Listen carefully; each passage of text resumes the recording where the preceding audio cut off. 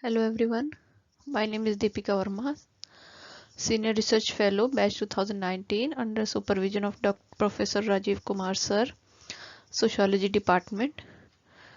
This presentation is all about another concept of sociology called social groups.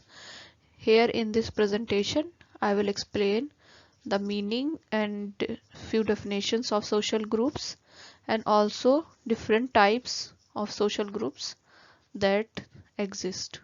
So let's start the presentation.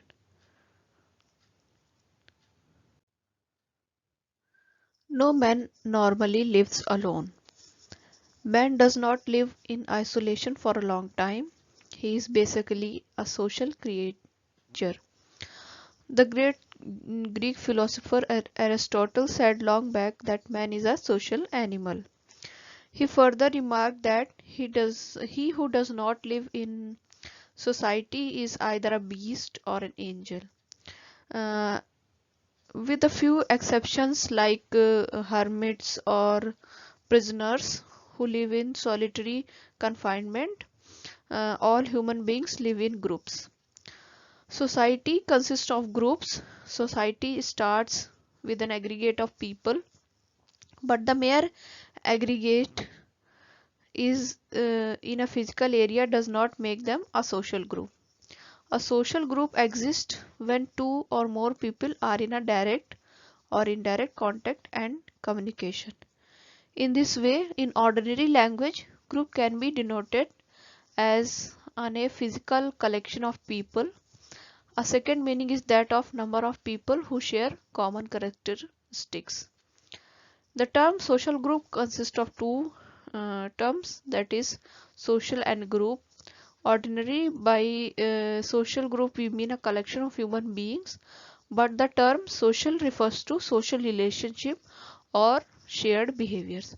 Let's understand it by using an example like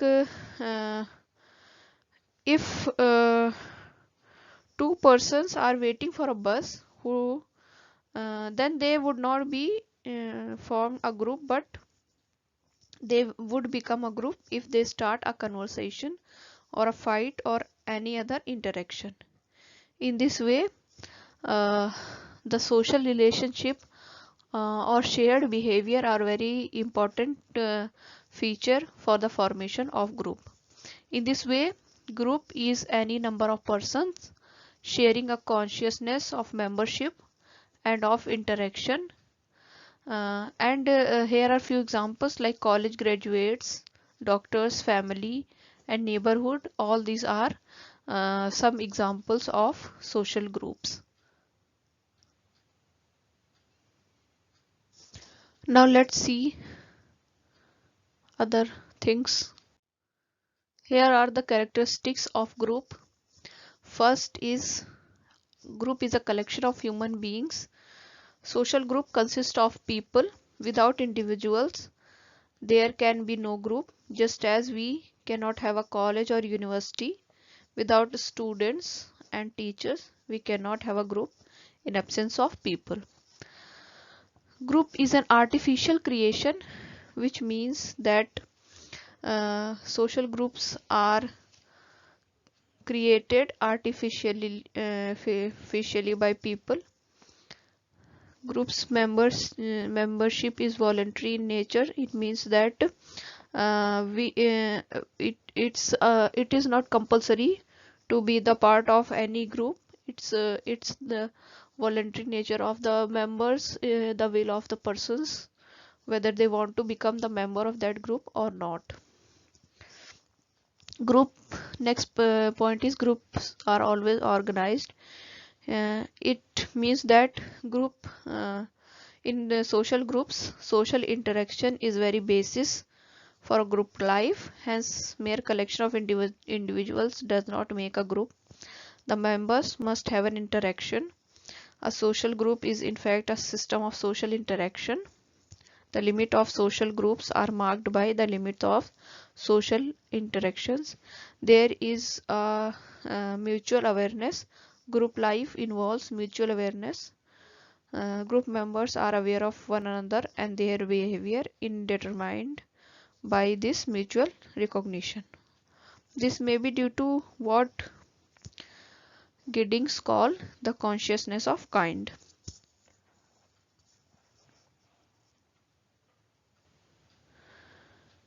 Next point is there is a specific purpose, which means that there is a common interest. The interest and ideals of group are common in nature. Groups are mostly formed or established for the fulfillment of certain interest. In fact, men not only join group but also form group for the realization of their objectives or interests. For the group differs depending upon the common interest of the group. Hence, there are political groups, groups, economic groups, educational groups, etc. Next characteristic is the group is marked by a feeling of cooperation, which means there is a we feeling. We feeling refers to the tendency on the part of the members to identify themselves with the groups. It represents groups unity. We feeling creates sympathy in and fosters cooperation among members. It helps group to defend their interest collectively. Group members are tied by a sense of unity. The solidarity or the integration of a group is largely dependent upon the frequency, the variety, and the emotional quality of the interaction of its members. A family or friend group or a religious group is highly united and integrated because its members are related by several common interests and have frequent social contacts with one another and express a high degree of morale and of loyalty.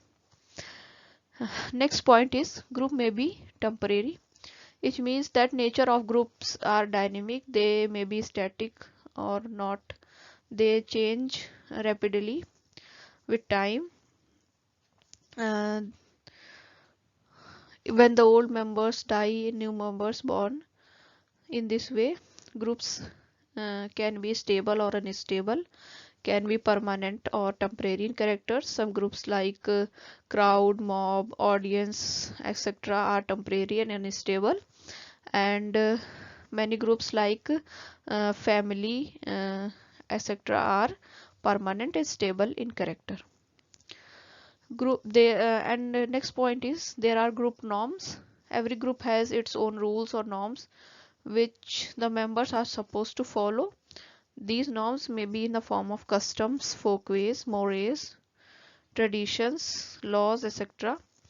They may be written or unwritten norms or standards. Every group has its own ways and means of punishing or correcting those who go against the rules. The continuous group life of a man practically becomes impossible without such norms. In this way, these are few characteristics of a group which influence the personality of the members. Now let's see some definitions by different thinkers. Here are the definitions of group given by different thinkers. I have mentioned few of them here in this slide. First is by one of the famous sociologist McIver. He says that by group we mean any collection of human beings who are brought in social relationship with one another. It means that the collection of human beings which have certain social relationships existing among them can be considered as a group. Second is by Albion Small. He says that a group is any number of people, larger or smaller, between whom such relations are discovered that they must be thought together. Next is by Baltimore. Baltimore says that a social group is an aggregate of individuals in which first point is definite relations exist between the individual comprising, and second, each individual be conscious of the group itself and its symbols. Next definition is of Bogardus. He says that social group may be thought of as a number of persons, two or more, who have some common object of attention, who are stimulating to each other, who have common loyalty, and participate in similar activities. In this way, here are few definitions which all says that group basically formed after social interactions between the individuals. Now, the sociologists have classified groups into numerous categories according to their own ways of looking at them. On these basis of classification, various type of groups are identified. Here I have mentioned few of them, so let's discuss them one by one. First one is primary and secondary group. The concept of primary and secondary group was given by a famous sociologist, C.H. Cooley. In his book Social Organization, he gave the concept of primary group in 1909. According to him, primary groups are those which are characterized by intimate face-to-face relations, close association, and cooperation, which means that primary group is a small group in which a few persons come into direct contact with one another, and these persons may meet face to face for mutual help and companionship. The best examples of primary group are family, the play group of children, and the neighborhood or the community of elders. Second is secondary groups. Secondary groups are completely different, opposite from primary groups. Secondary groups are those that are relatively casual and impersonal in their relationships. Relationships in them are usually competitive rather than mutually helpful. In secondary groups, the social contacts are formal, impersonal, segmental, and utilitarian. One is not concerned with the other person as a person, but as a functionary who is filling a role. Personal qualities are not important here in secondary groups. So we can differentiate both of them by few points, like the size of primary group is small, while the size of secondary group is bigger. The secondary there are personal and intimate relations among members of primary group, while the members of secondary groups are impersonal. There is face-to-face communication among the members of primary group, while in secondary group the members have little face-to-face communication. Members have a strong sense of loyalty or we feeling in primary group, but in case of secondary group, anonymity prevails. Informality is most common in primary groups, but in secondary groups there are formal relations. Primary groups are basically relation oriented and secondary groups are basically goal oriented. In primary groups the relations are inclusive, and in secondary groups there are person that can be substituted by other person. So here by these differences it is very clear what are primary and secondary groups. The secondary group examples are any labor union or trade association or any political party,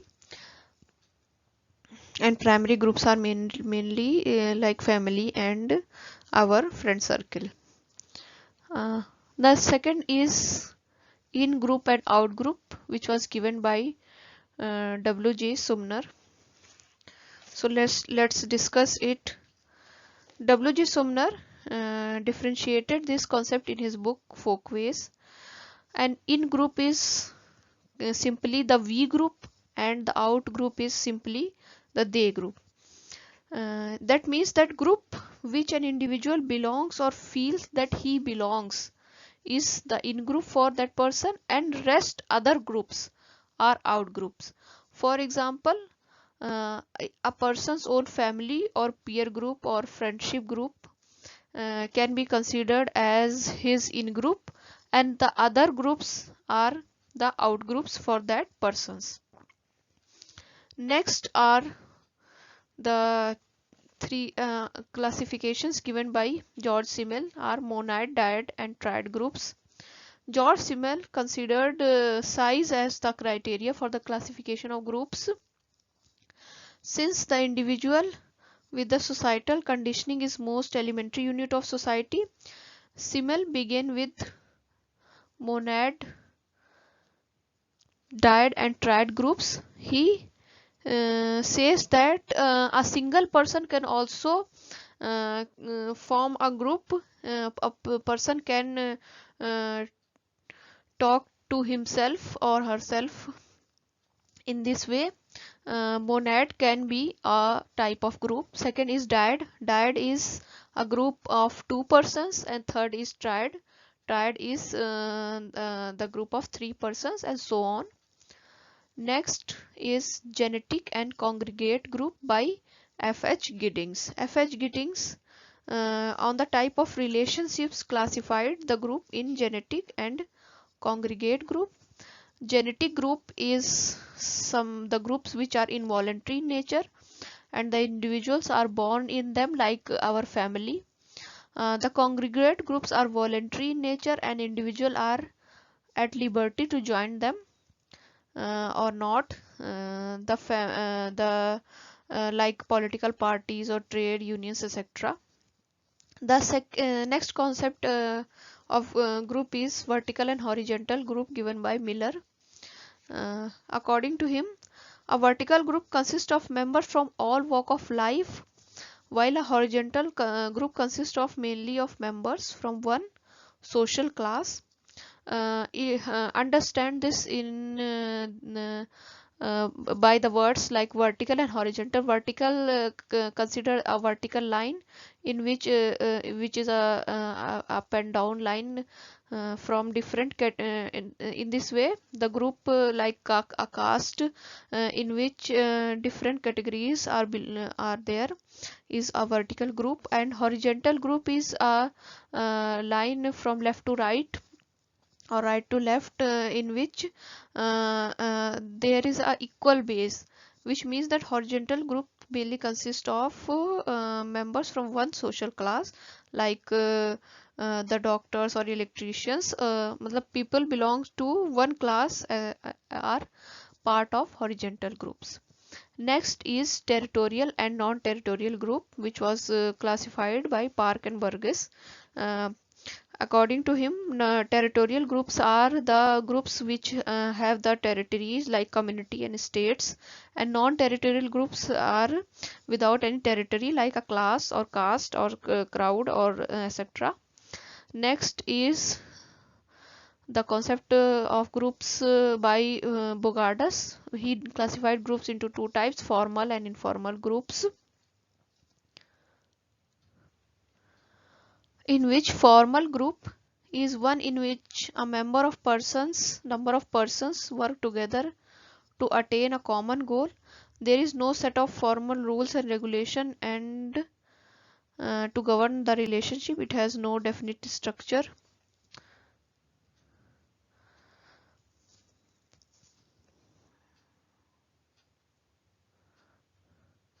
Sorry for the misinformation. Let's discuss them again. The formal and informal groups are classified by Bogardas, in which the informal group is the one in which the number of persons work together to attain a common goal. Uh, there are no set of formal rules and regulations to govern the relationship. It has no definite structure. Crowd is the best example of a formal group, while for a informal group, while a formal group consists of number of persons working together towards a given goal according to a set of rules under the direction of set of officers. It has a definite structure. A bureaucratic group is an example of a formal group. Next is membership and non-membership groups. This classification was given by Merton. Membership groups are the groups in which we get the membership at the time of our birth, and non-membership groups are the groups in which the individual get the membership by themselves, they acquire, like the friend circle or the political party or any official group, etc. Next are voluntary, involuntary,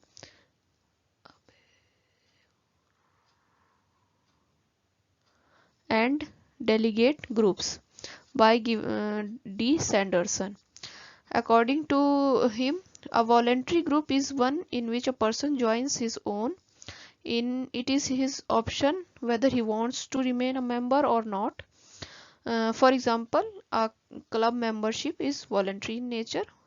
An involuntary group is one in which is based on kinship or caste. One is born to a kinship or a caste group and it beyond his own will are the examples of involuntary group. The delegate groups are considered can be some delegates, some officials which are sent to other countries, that they are representing the country in their own country in a foreign country, can be called the delegate groups. The next and one of the famous type of group is reference group. Reference group was foremostly given by Herbert Hyman in his book Archives of Psychology in 1942, and it was used by M. Sharif in his book An Outline of Social Psychology in 1948. And this concept was popularized by our famous sociological thinker Merton. According to him, reference group are any group reference groups are to any group accepted as model or guide for one judgment and action. In this way, reference group act as some guidelines for an individual, a group which serves as a point of comparison, and which is accepted as a model or guide for our judgment and actions. Uh, it arises essentially from the fact that any person acting in a situation may be influenced not only by his membership group but also by the conception of other groups of which he is not a member. These other groups exert their influence as reference groups in a purely passive or silent way, that is simply being thought of. Which means that a person wants to become a member of that any group, then that group act as a reference group for that person. In this way, here are a few important types of groups which I have discussed.